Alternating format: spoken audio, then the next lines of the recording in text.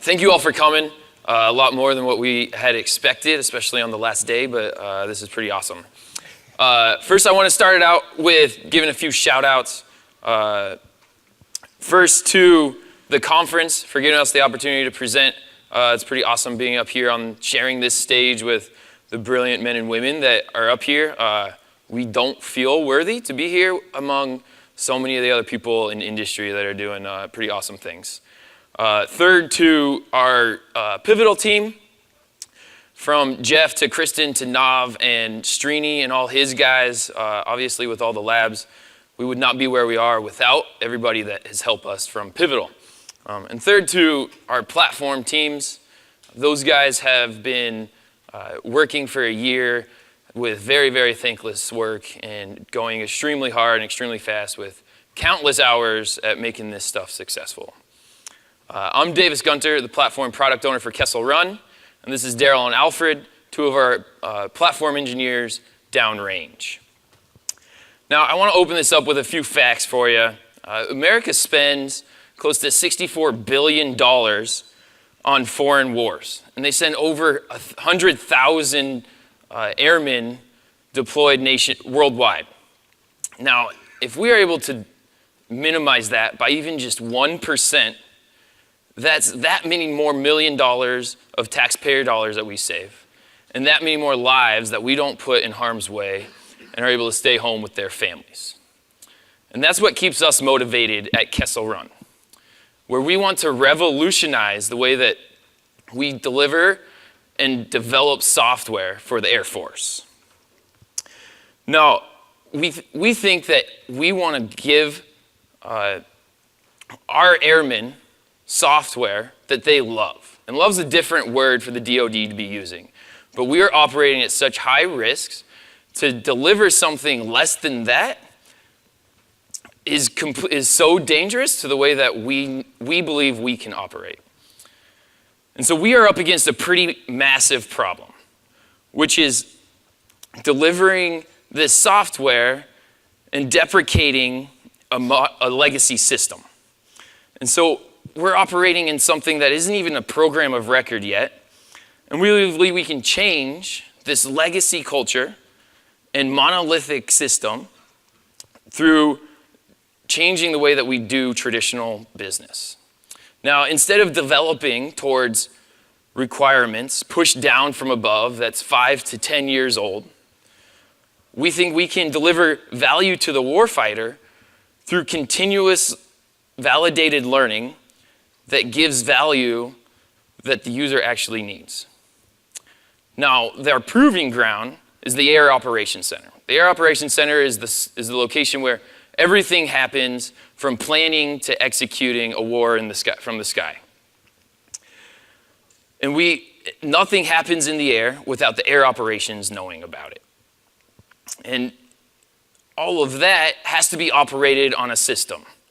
And we're up against the typical IT legacy system, but it's operating in something so much more, in such harsher conditions than normal IT systems, where we have a bloated system that has patches on patches, and we're operating with 15 legacy, huge software applications. Now, with all of this, you heard Colonel Odie last year talk about how we're taking down those monolithic dinosaurs, right? And then yesterday, you heard Captain Kroger deliver bombs on target, giving platform the first public shout out. And so we're here today to talk through our journey with PCF. We believe platform needs to be a product. And so we serve two customers, our developers and our warfighters. And we think that we are the backbone to this operation, right? We are the fulcrum to all of these applications being run. And it is everything needs to rely on a reliable platform for this to be successful. And so through this year, we've been operating on this for about 13 months now. We've had quite a few successes. And to summarize just a few, the biggest one, I think, is utilizing commercial off-the-shelf software. This is a totally new concept for the DoD. We're taking something that is developed by industry and putting it into an operational system. That is rarely done at such a level that we're doing it. And we're scaling it so fast and customizing very, very little parts. Many programs in the DoD have taken something like Cloud Foundry and put their own spin on it and think they don't need to buy the services or the awesome software that PCF is. And we've also delivered this on 3 domains in 5 different locations, scaling that to be something that's accessed worldwide, where we are developing an enterprise platform ops center that is the hub for everything that's pushing out all platform updates, application features at the snap of a finger. And then our biggest win so far is delivering to a remote location in 148 days. Now, come last January, or I guess this January, we were tasked by a general that said, I want these capabilities that are downrange on the other side of the world to be at my location. So we said, all right, I think we can do this. And she said, but I want it in 150 days. And so we put our heads down. We got a contract change. We procured hardware. We hired a team of 6 operators. We built a foundation, shipped the foundation, and installed all in 148 days, which is insane for not only the DoD, but industry in general. And with that, we had quite a few lessons learned. We started this last August, and entered into the journey not understanding platform, not knowing the necessity of a reliable platform for all of these applications to be relying on. And so we felt the pains from the start, and our users felt the pains from the start. We didn't have platform goals and developer goals aligned to meet the same value. And so we first started, it took us a few weeks to get a feature to the users. And now, with so much automation and all the hard work from these guys, we're able to deliver features in almost less than an hour, where we have applications getting to production in less than 130 days, and then continuously delivering those new features in every week, and we can make that even less by doing it in an hour. And that's compared to the way we were doing things, which is taking 3 to 5 years to update any kind of system and get a full rollout to the field. Now, with all of that comes all these buzzwords. And when we have missional impact, sometimes it gets misconstrued. So we have guys talking about DevOps where they think, oh, we're just sending developers over to the operators, which in the Air Force is the users, right? So they were like, well, you guys just send all these users over, or all these developers, and they sit right next to the users. That's not the case at all. Or they think that they're doing agile, and it turns into water, scrum, fall. Or they think XP can be done with 5 to 10-year-old requirements. And so all of that does not change the culture. But we found we needed to get on the ground. We needed to get embedded with the people that were misconstruing all of these words. And Daryl and Alfred were at the forefront of it. So we went down range, we got our hands dirty, and they were at the very ground zero of where this started. And so these two got thrown into it. They were given 4 days to install a brand new platform with the helps of Keith Strini and all the team. And then it was wheels up for the Pivotal guys. And these guys were left alone to figure out this brand new toy that the Air Force said, here's the future. So I'll hand it over to these guys to talk about their journey and how they confronted the culture that tried to slow them down. All right. So, can y'all hear me? All right, thank you. So, to piggyback off of what David said, it was a great experience, right? We were able to deploy a platform within a couple days, and I'm just going to give you a little bit of run through of how that went. So when we first met, y'all know Keith Strini? The guy over there in the corner? When we first met Keith, we was all called to the data center, and he was on a whiteboard drawing up a whole bunch of scribble-scrabble about how cloud controllers work, and you have these Diego brains, and then you have these things called containers with applications run on. We was completely clueless, working off of the Air Force's legacy system. We had no idea what was going on. He left. About 2 weeks later, our command comes to us and tells us, hey, we want you guys to build out a IaaS for this platform that we're trying to deliver to the Air Force, or just a proof of concept in an air-gap environment. Myself and Daryl took on that challenge, built out an IaaS in about 4 days. Next week, Pivotal shows up. A couple of really smart guys came in. We had like 15-hour work days for 4 days, right? So within 4 days, we was able to build out a platform. In this picture here, it just shows the pics of what this platform looked like with no applications on it, right? An empty race car track. It was up. Everything was good. But right before they left, they threw up applications. So we have applications. These cars depict what applications look like coming through the track really fast, right? They left. The users wanted to use the application. So as soon as the users finished using the application or whatever, me and Daryl was left looking at the platform like this, right? We have a nice little platform here, and we're just like, what do we do with it? It wasn't severe training for us. We didn't go through a rigorous course of what PCF actually was. A lot of it was reading documentation and trying to understand how this thing actually works in order to deliver to the platform. But the users were using the application. They wanted the application to work. So we kind of got thrown into the fire on using this particular application, and we were here. So,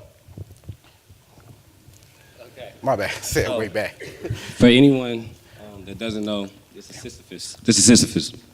And in Greek mythology, he's a guy that's cursed to push a large boulder up a steep hill. And anytime he gets close to the top, it falls back down, he starts over. Now, thanks to Pivotal and the great Air Force as leading organizations as they are, they left us to be this guy. We did not know we were this guy, but we're sitting up here trying to support this platform. So we found out we were this guy through like things needed to get this to be successful. Like, for example, executive sponsorship, right? Like leadership saying, hey, we want this to work. At the time, Alfred and I were a systems guy and a network guy. We were not PCF guys. We were not fully dedicated to the platform. We were like in operations out there at the front of the war.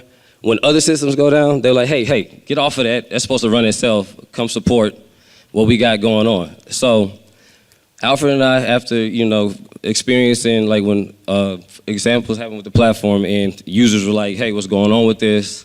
Or dealing with the changeover that happens within the DoD. We get leadership on board, explain to them, hey, all the goodness this could bring, what can happen, how it can be streamlined. They're leaving, they're transitioning. 6 months to a year, we're like, dang, we just formed this relationship and they're out. We have to start all the way over again.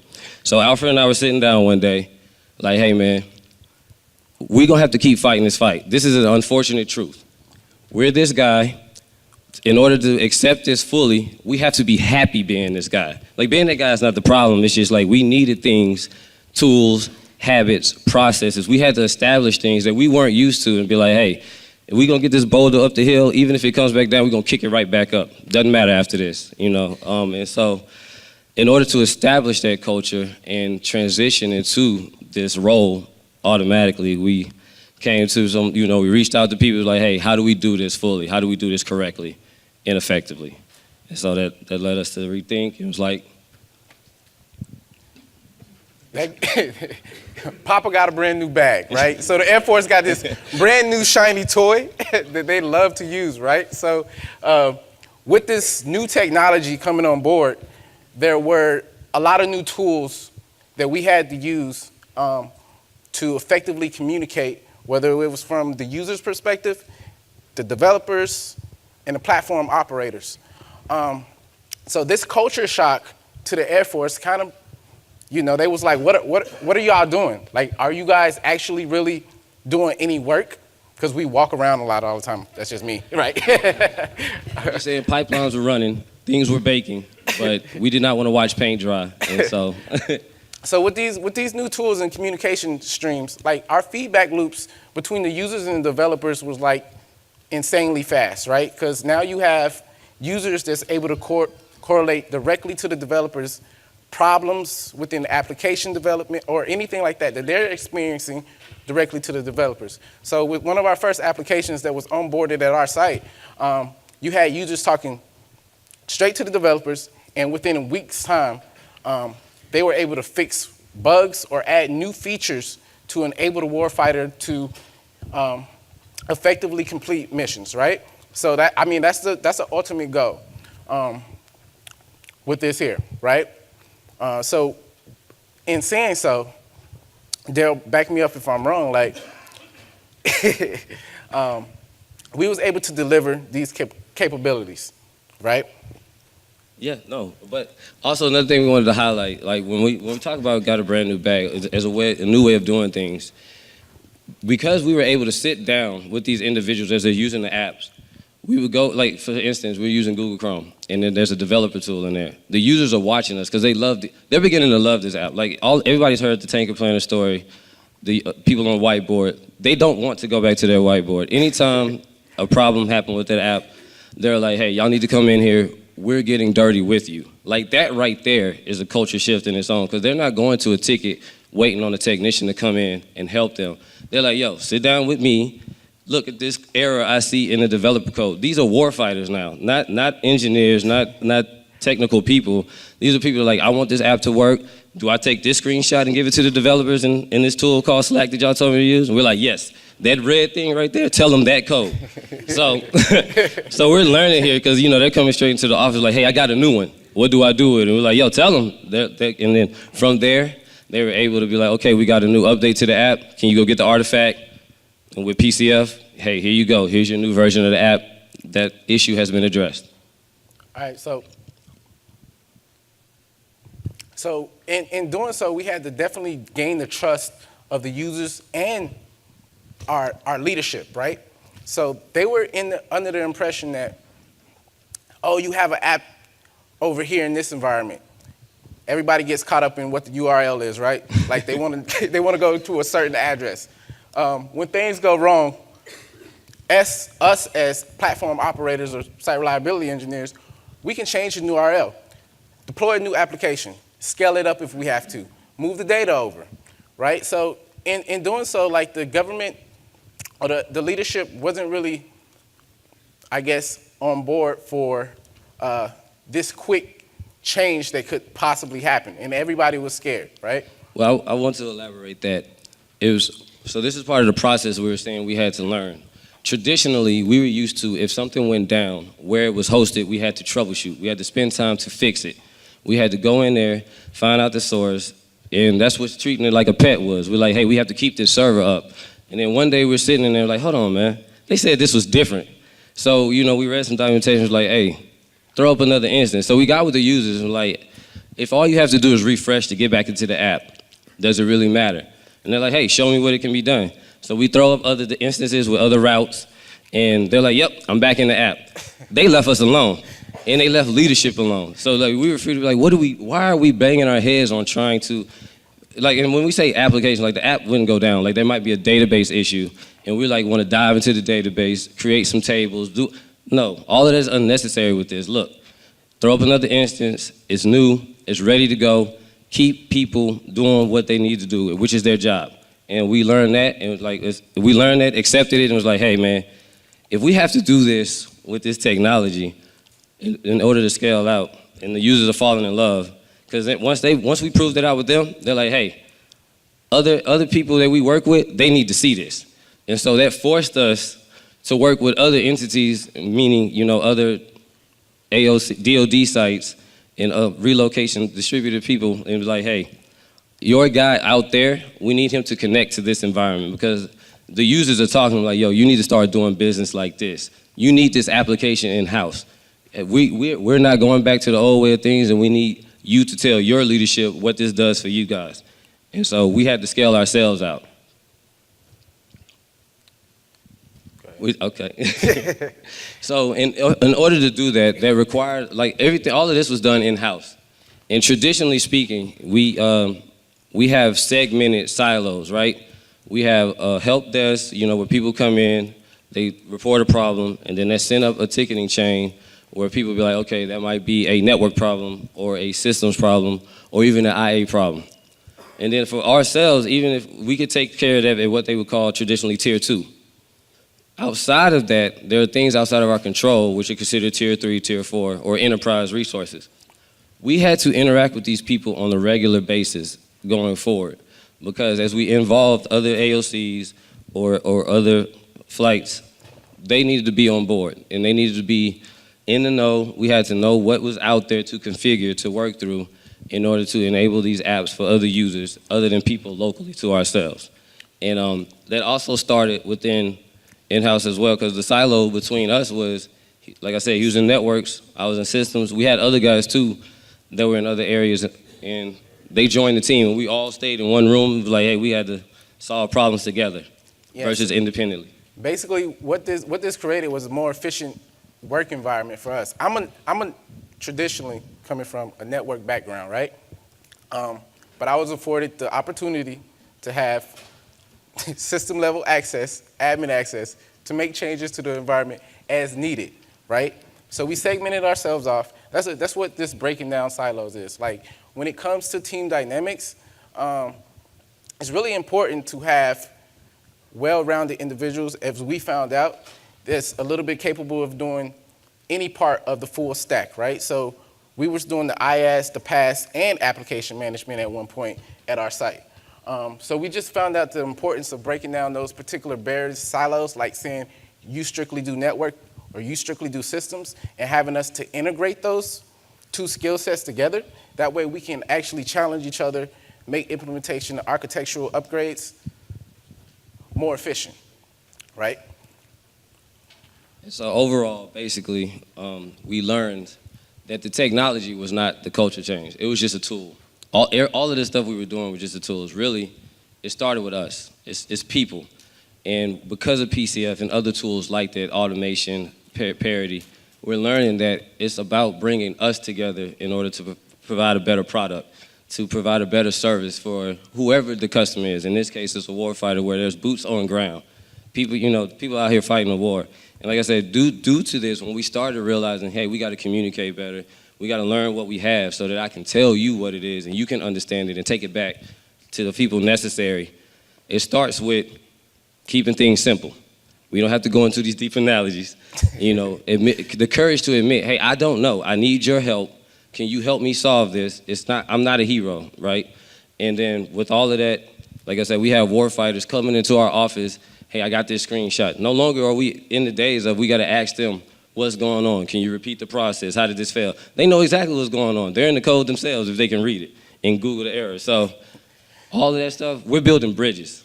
We're building bridges to connect different shops, different AOCs, different walks of life. And basically, that's what we learned as far as the culture change and this technology. Thanks. Thanks, fellas. They have these two, they're kind of like yin and yang. Like you can't take one without the other.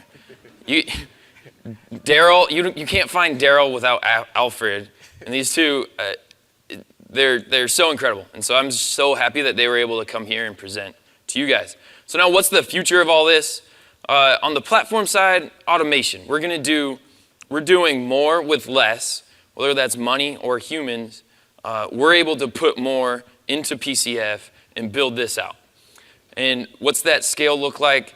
We are able to reach worldwide. We're able to reach users worldwide and bring value to the warfighter, whether they're deep inside the desert or over in the tropical landscape, it doesn't matter. We're able to reach them. And then we can deliver parity to all of those products. So we have, whether you're in Qatar or you're in Korea or you're even in South America, every single application in every single environment will be the same. And so to wrap it up, we have 3 takeaways. You can do this. This is, we're part of one of the largest organizations that spends the most money and has one of the biggest number of people part of it. And if we're able to induce this change and we're able to bring this value to such a huge organization, you can do this in whatever program you're in, whatever company you work for, whether that's DoD or industry. And then you got to get dirty. You got to get into the culture. You have to immerse yourself. You have to figure this out. And the most important thing is building that team structure. Without the team, without this family, then nothing is able to be delivered on a continuous basis. And you have to celebrate these wins. This is our leadership at the opening of our Kessel Run Labs in Boston, celebrating one of the best wins that Kessel Run has experienced. And it's absolutely incredible to bring that, to put our own capabilities within a lab, not relying on Pivotal Labs to house our development. And so with that, I just leave you with our website. You can join our alliance, as you heard from Captain Kroger yesterday.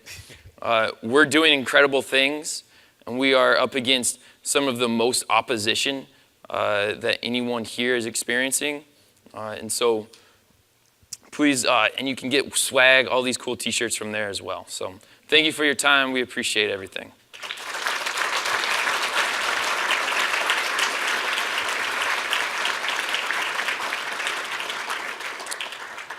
I think we have a few minutes for questions, if anybody has any. I think there's a few other DoD customers out there. I'm sure you guys have some questions.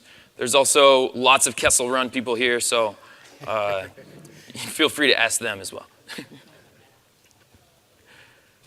No questions? No questions? Great. That means we did a good job. Great. We did good, or there's no further to talk about.